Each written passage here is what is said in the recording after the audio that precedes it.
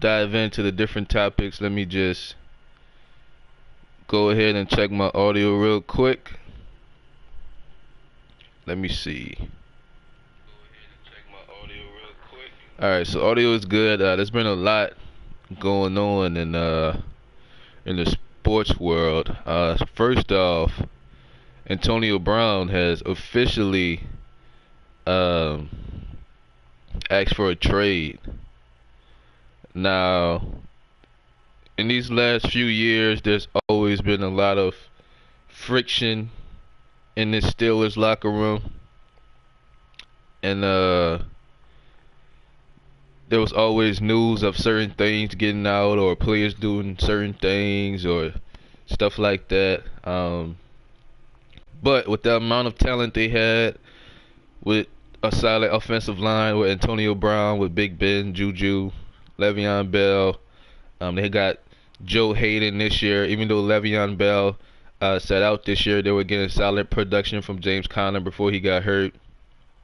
To me, it's one of the more talented teams in the NFL. So you always, well, at least I did. I thought they were, you know, title contenders and definitely would be a scary team to play in the playoffs. But surprisingly, they didn't even make the playoffs.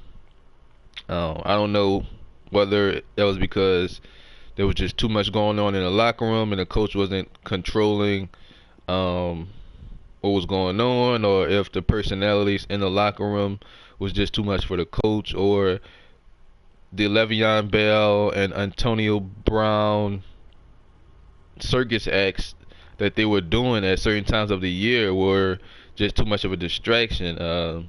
Definitely was a disappointment to see that team not make the playoffs, because I do believe they would have been scary.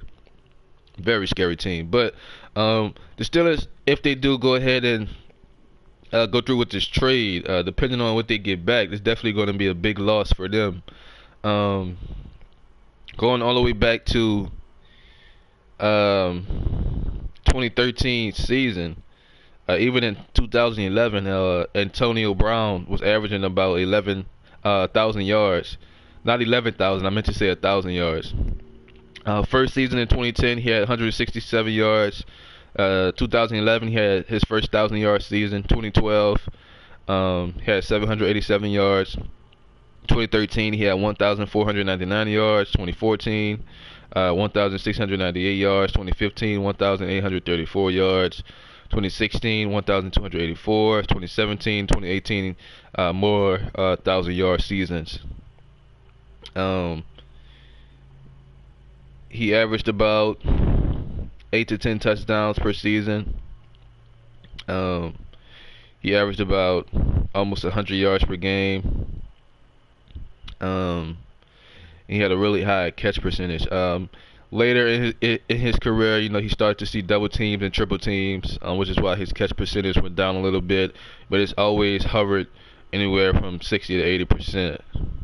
And even being double team and triple team, you're still averaging 60% catch percentage. That's still really great. One thing about Antonio Brown is that he's not really that fast. He's fast, but he's not NFL wide receiver fast. His 40-yard dash time was only a 4.56. A lot of the ways that he gets open is just because he's one of the elite route runners, and he's really quick. But even though he's not fast, his combination of speed and quickness, the way he can put it together, makes him one of the elite receivers. He's not just gonna burn you down the field, but with his cat-like agility, he can definitely put a few moves on you and create some separation. And he's very consistent with that. Very explosive when coming off the line, and like I said, he's a great catcher. So if the Steelers can get some They're going to have to ask for a whole lot. If I'm the Steelers, I'm asking for a whole lot. If I can't get another elite level talent back, I want some first round picks, some second round picks, and possibly a player as well. But who knows what's going to happen?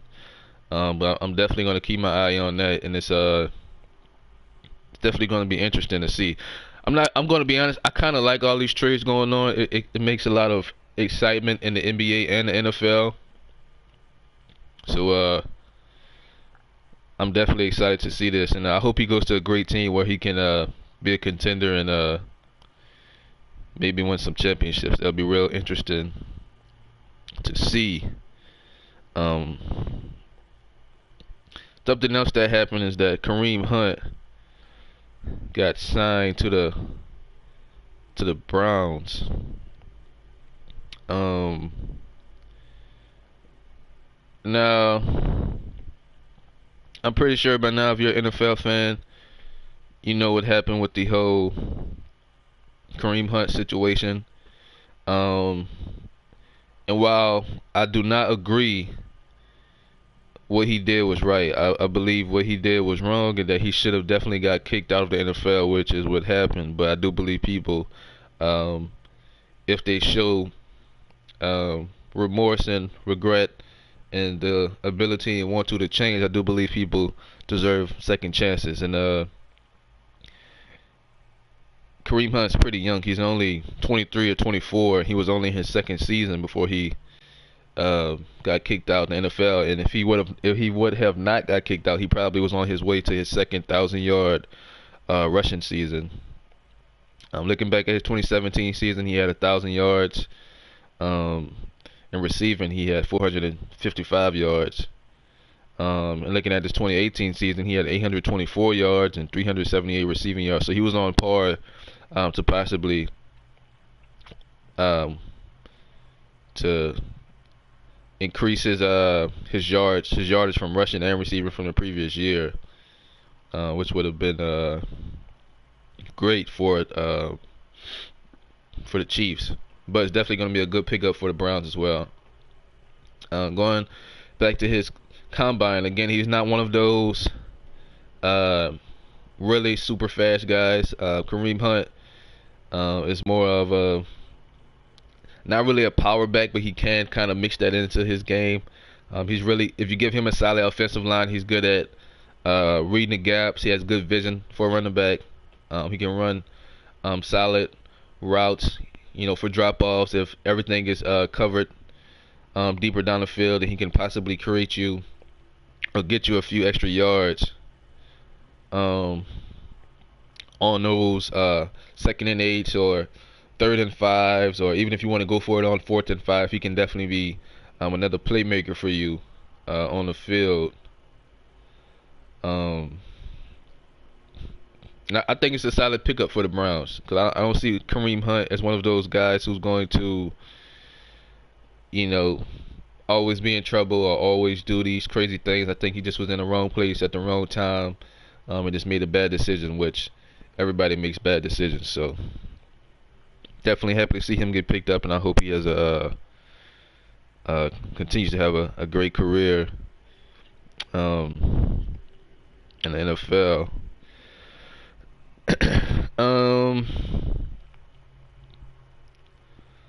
So I don't know what happened yesterday with the Duke and Louisville game. Well, I know what happened. I don't know how Duke came back. They were down 23.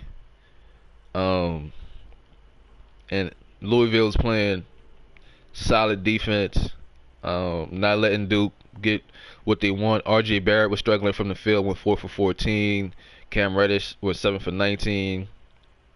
Zion Williamson, Mr. Reliable, 9 for 15 from the field, 8 for 9 from the free throw line. He had 27 points. But pretty much everyone else was struggling, even on the Louisville team. Besides, I'm trying to remember this kid's name, Jordan Nwora. I hope I'm saying that right. He had a very solid game, 9 for 16, 5 for 8 from 3, 23 points, and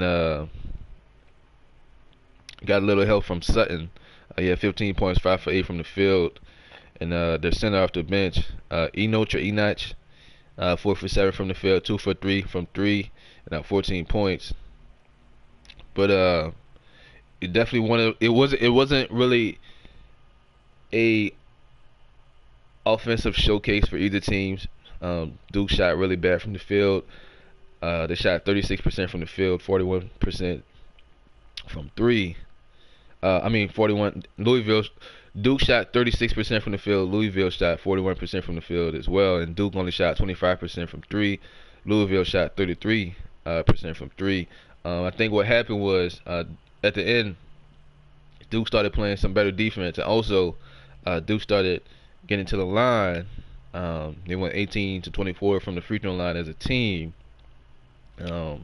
But even though Louisville shot pretty well from the team, they went pretty well from the free throw as a team. They shot 10 for 13 from the free throw line. Those extra 3 free throws that they missed could have definitely sent the game into overtime or possibly won them the game. But definitely a great performance from that Duke team, showing the mental toughness to not get off track and upset and get into that quarters mentality. When they're down too much, they just kept fighting and went ahead and outscored Louisville in the second half by 11 points, which is pretty good because in the first half, Louisville had outscored them by 9 points. So, big performance from Duke. I'm definitely excited to see them in the March Madness big college tournament. And if I had to bet money on it, they're probably going to be in the Final Four.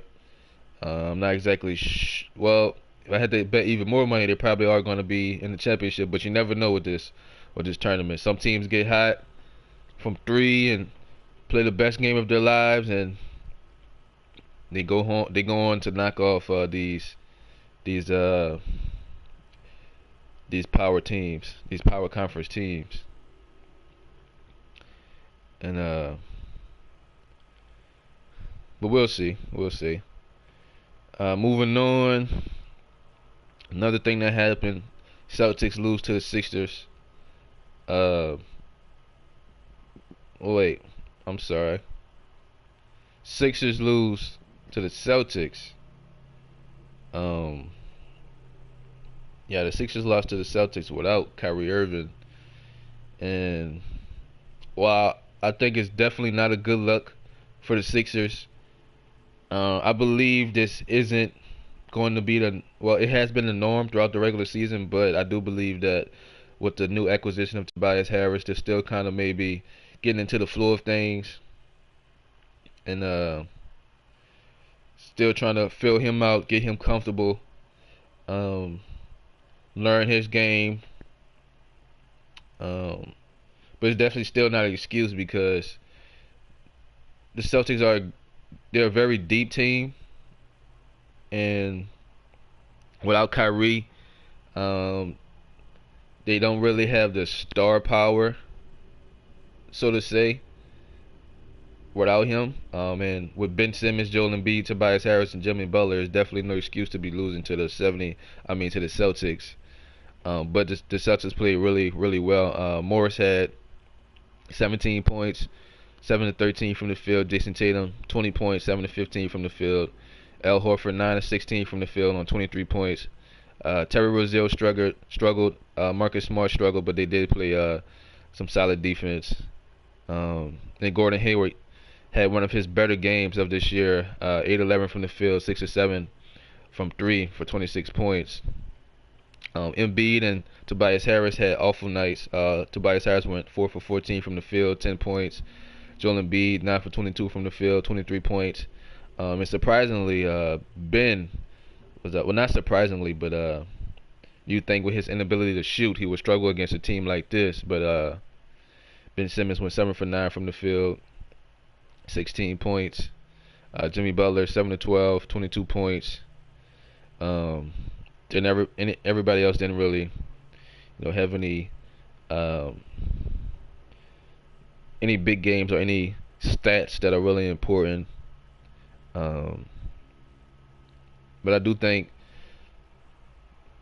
because you can't expect Joel Embiid to go 9 for 22 from the field against the the Celtics every night. Even though Horford has shown the ability to play really great defense on him, but you can't expect him to do that if they meet up in the playoffs. You can't expect Tobias Harris to go 4 for 14 from the field um, if they meet in the playoffs. The games that Ben Simmons and Jimmy Butler had, 7 for 9 from the field for Ben and 7 for 12 from the field for Jimmy. I can see them having those games in the playoffs because that's not really, it's solid games for them. It's not great games for them. They can definitely play better than that. But if I had to bet money on it, I could see them averaging up, around. I mean, Ben Simmons probably won't go 7 for 9. He might go somewhere closer to, maybe let's say 5 for 10, or he might go, 6 for 13 or something like that. But it's still not too bad efficiency wise. But I definitely think Tobias Harris, Joel Embiid, and even JJ Redick, their efficiency is going to be better, if not in every game against the Celtics in the playoffs. In a couple games, they're definitely going to be a lot more efficient. So I definitely think while the Boston Celtics might be winning the regular season matchup, that playoff matchup is definitely going to. I see it going at least 6 to 7 games because there's just so much talent on both sides of the floor, and the Celtics' ability to play 5 out and spread the floor even more is definitely going to be scary for the Celtics. I mean, scary for the Sixers going against the Celtics, but the Sixers' star power with Ben Simmons and Jimmy and Tobias and Joel Embiid is definitely going to be scary for the Celtics to match up against. But as always, we'll see what happens. But I think that's pretty much it. It's been a real exciting couple of days in the NFL and NBA world, and I'm definitely gonna keep my eyes out for any future trades or big games, and go ahead and give my thoughts, and we'll go from there.